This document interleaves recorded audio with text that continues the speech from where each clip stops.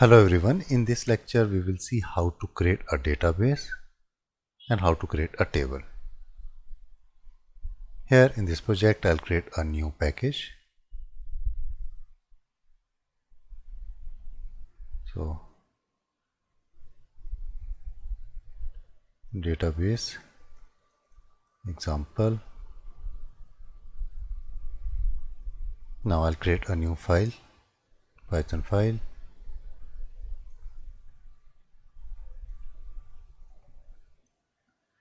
Create database. Now the first thing we have to do is import SQLite. So import SQLite 3.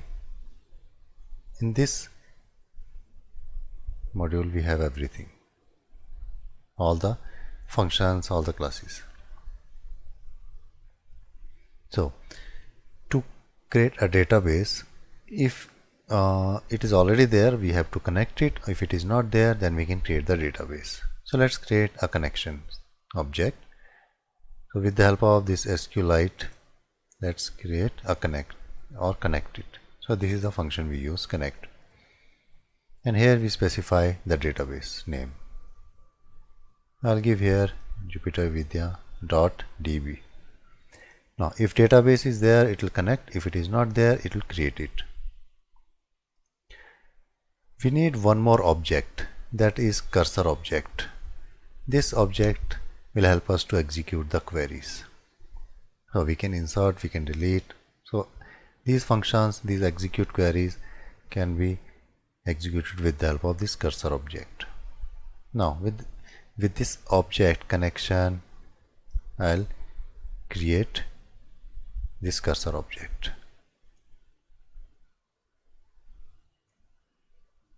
Now cursor object is ready. Let's call execute. So you can see here execute many and another functions. Here we can write the SQL query. Let's write here. I'll create a table here. So how to create a table? Create table and then name of the table. So I'll create here student table. Now here in this table we are going to store the data of the student, record of the student, and what are the details we want to store. So here we specify the field name. I want to store name of the student, and here we specify the type also. So this is the name of the field and type is text here, comma. Then I'm going to store roll number and the type is integer. Third thing I'm going to store is average marks or anything,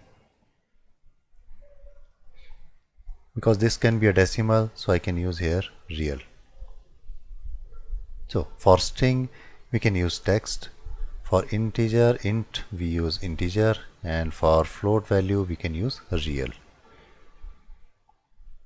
Data type. Okay, so here we specify field name and type. Now this will not create a table until we commit this.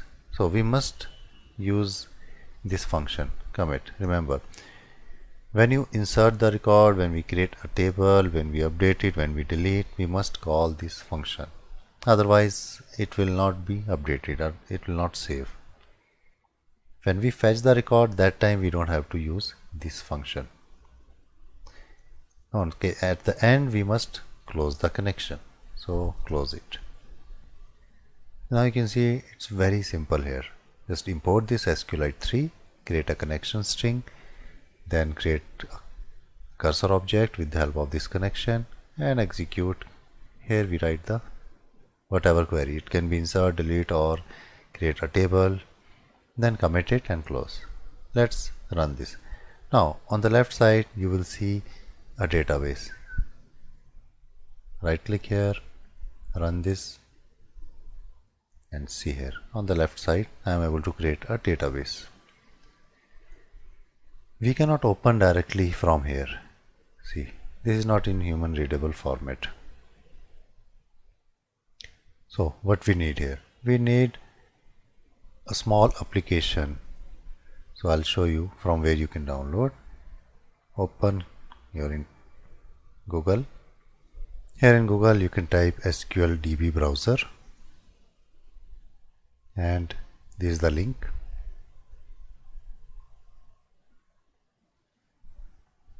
This is the official website. You can see here SQLitebrowser.org. So this is a small application we need to download so that we can view the database. Depending on your operating system type, you can see here Windows 32-bit, 64-bit, for Mac. Now here it's very small application. You can just download it and install this. If you want, you can use this portable app also. Okay, once it is downloaded, now I'll show how to open this. Here you can right click and go to Show in Explorer. This will open the location of this database. So from here you can copy this path, then open that application. So here is this small application. Now here you can go to this option.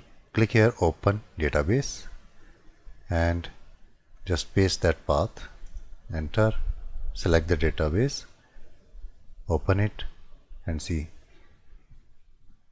here is your student table. From here you can see the structure. You can browse this data and see right now there is nothing. So you can always refresh this from here. So here we can see whenever we insert data or delete or any operation we perform. Now we are able to create a database and a table, but this code is not a perfect. There are some problems here. Now let's run this again and see the problem. If you run this again, you will get an exception. Run this and see the exception.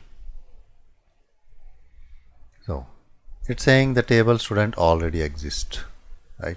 Here we are trying to create a table which is already there. So how to solve this problem? So you can try this.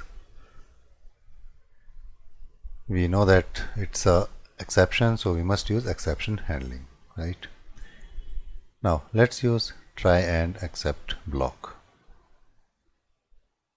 So here let's try, and I'll remove this part, paste here. Except, I'm not sure what kind of exception it will raise, so I can use here exception, and I want to print the error message, so I can use some instance here, and let's print this error message. And finally let's close the connection.